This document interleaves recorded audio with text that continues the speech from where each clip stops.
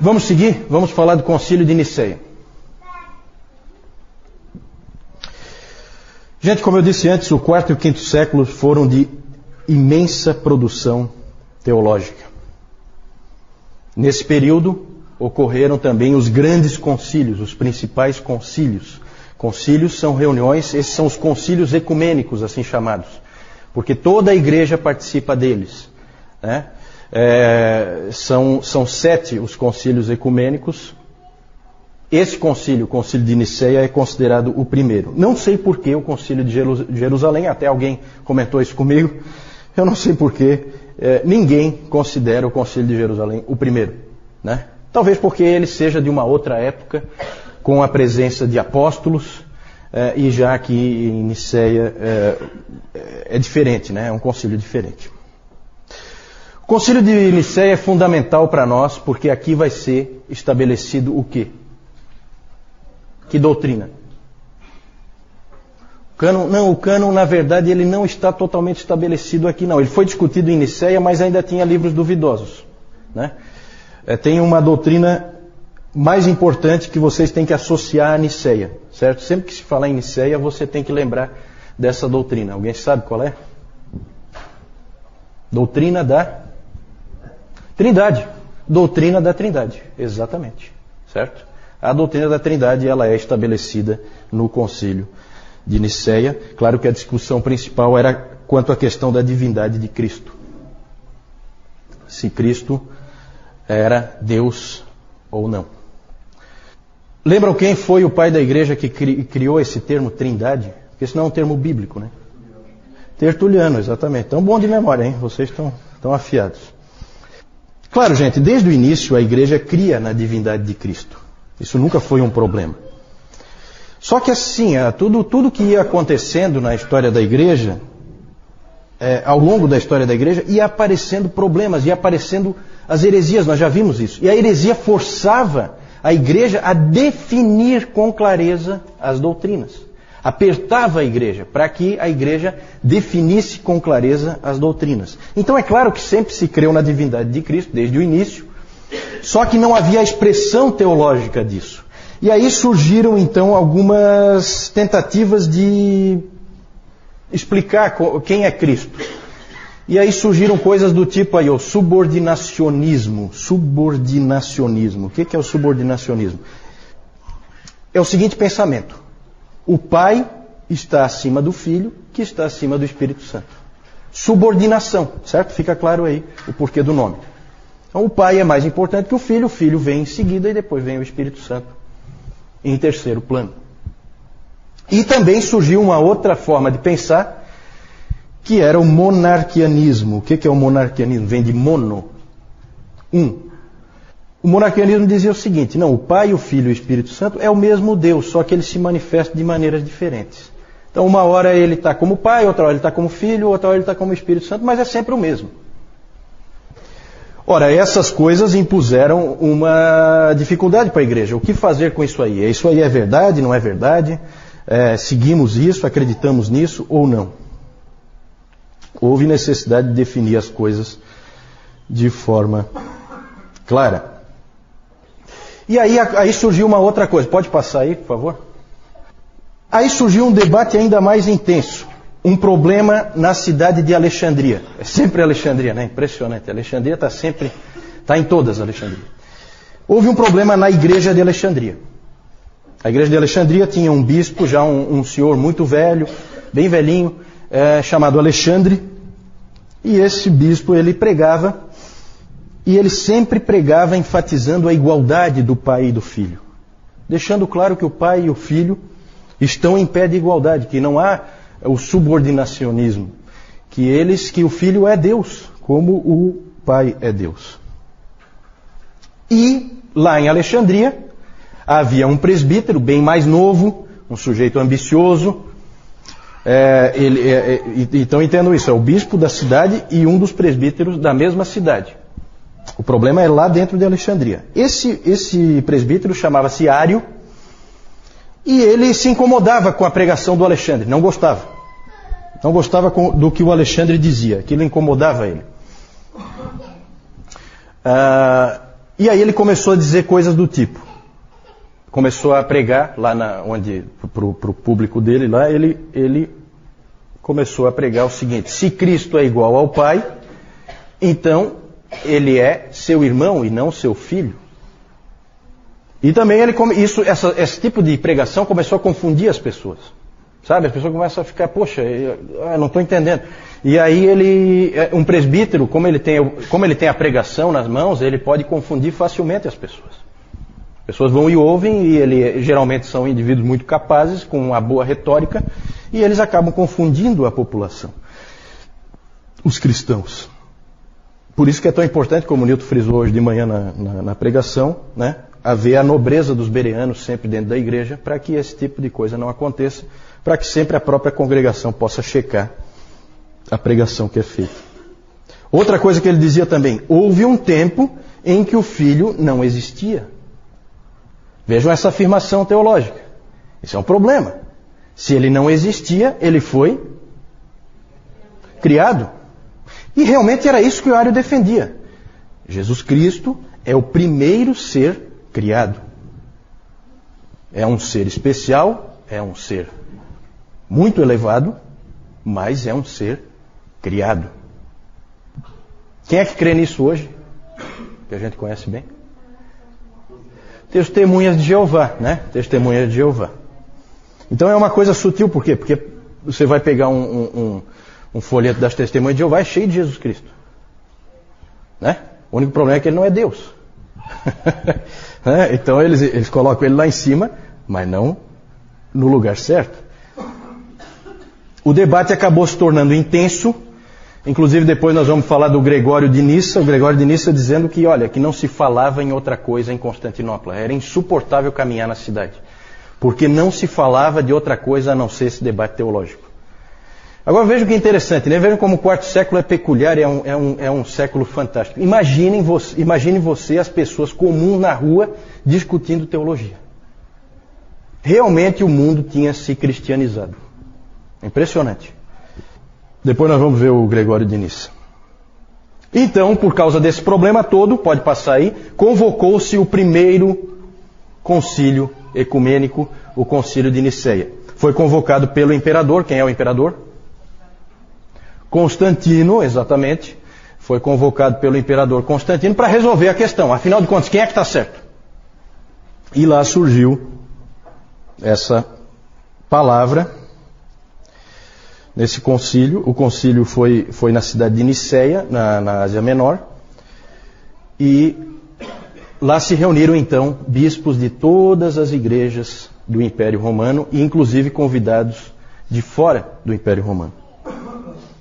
Se reuniram em Niceia para esse concílio. E lá surgiu essa palavra, que é uma palavra muito importante, homoousios.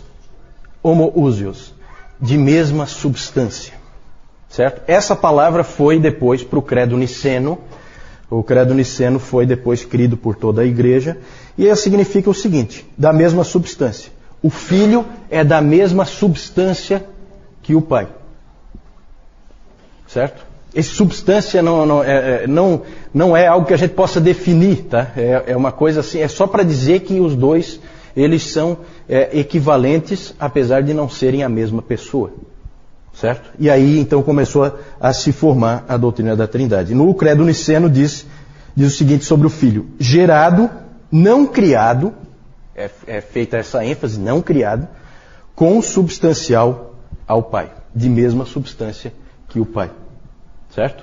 Esse é o credo niceno. Evidentemente ali então estava sendo condenado o arianismo. Exatamente, ele estava sendo condenado.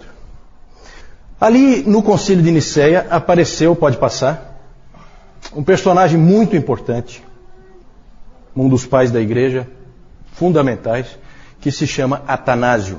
Atanásio, que era apelidado de o Anão Negro, porque ele era baixinho e a pele bem escura, então ele era o Anão Negro.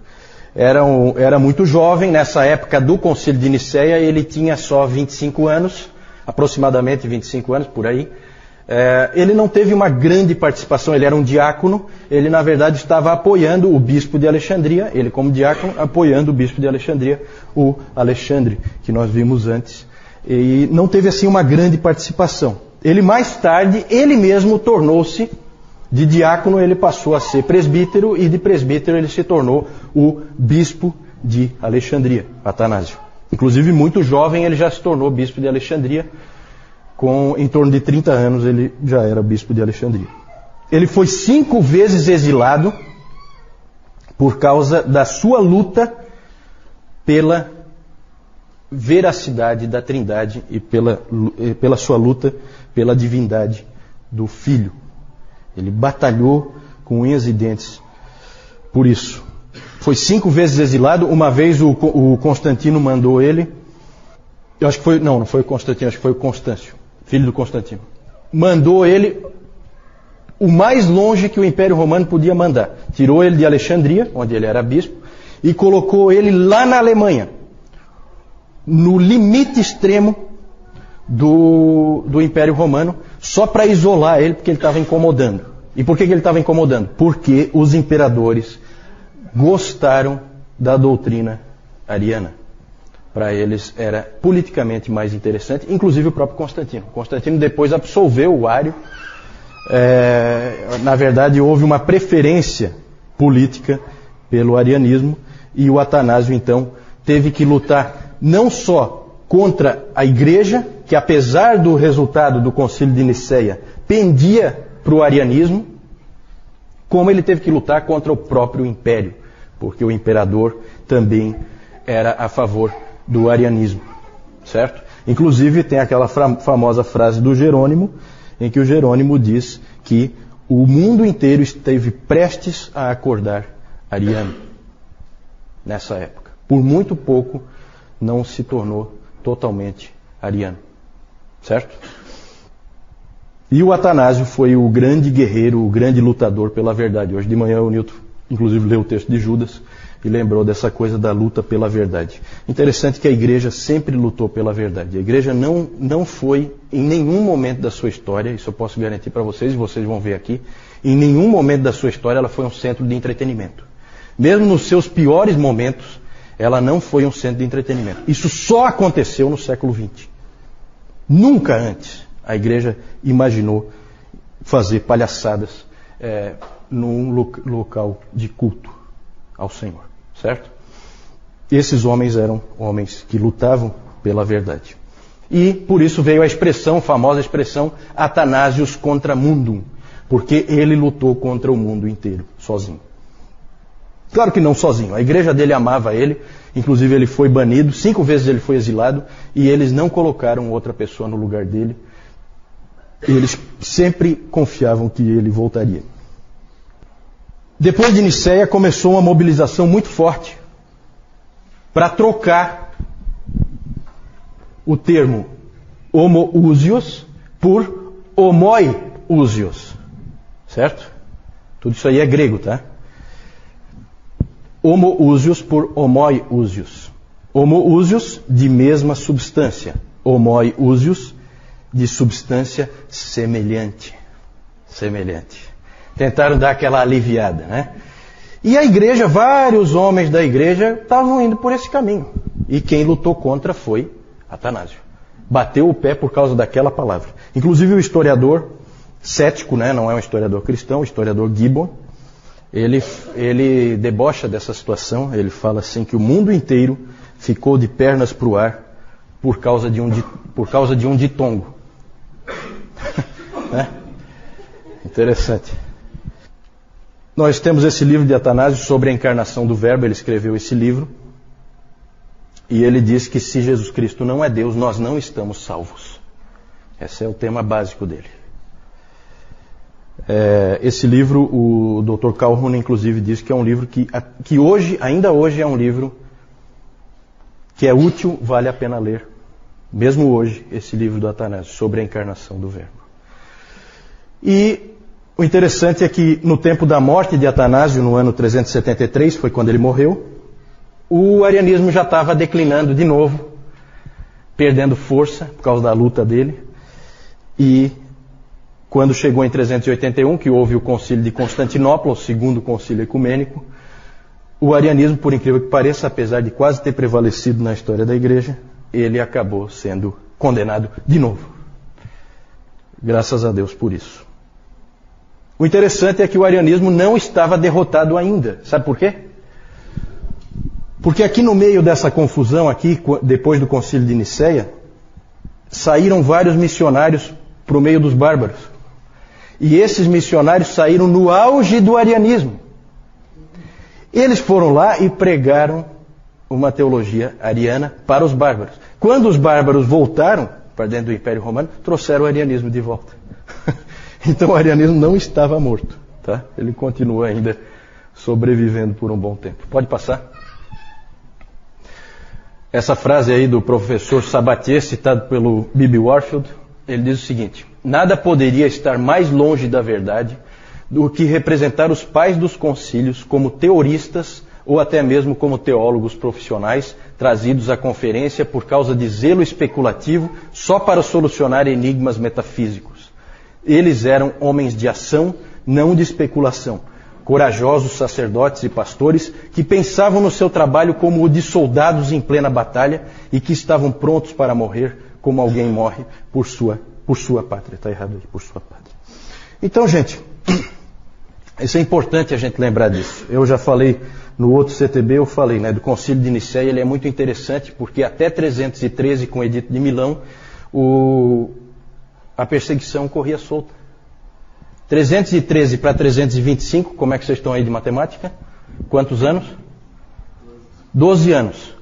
Vários desses homens que estavam lá agora, bispos já velhinhos, o que tinha acontecido com eles? Foram perseguidos. 12 anos antes, a perseguição comia solta. E vocês sabem que a pior perseguição de todas foi a última, a perseguição de Diocleciano. Certo? Então, ali são homens que vêm para essa conferência, para esse concílio, com as costas rasgadas, de tanto apanhar. Certo? Não é um monte de teórico. Certo? Não, gente, olha, a gente tem que tomar cuidado com o que é a igreja. A pregação do Newton hoje foi muito, muito, muito boa nesse sentido do fortalecimento da noção que nós temos que ter da defesa da verdade. Certo? É impressionante o que se fazia em defesa da verdade. Certo? Vamos lá. Pode passar. Aí algumas figuras aí do Concílio de Nicéia, né, como os artistas retratam. Nada de especial aí, mas a gente pode ter uma ideia, né, deles todos reunidos. A gente às vezes se deixa levar um pouco por essas túnicas, assim, como se fosse uma coisa muito estranha o indivíduo vestir essas túnicas. Hoje é estranho realmente. Então a gente faz essa associação, né? Aquela túnica, assim, só um padre veste aquela túnica. Ninguém veste aquela túnica. Só que naquele tempo era roupa comum. Né? Então, cuidado para vocês não ficarem com aquela associação de que esse indivíduo, ele se vestia de alguma maneira especial e tal. É claro que aqui os artistas, depois, isso aqui é retratado muito depois, colocam assim umas cruzes, umas coisas. Isso aí provavelmente não tinha nada disso, tá? Isso aí são enfeites que depois o artista põe, né? Mas o indivíduo andar com esse tipo de roupa, isso era normal, tá? Pode passar. Aqui só para vocês verem aí o embate, né? Atanásio de um lado e Ário do outro. Pode passar.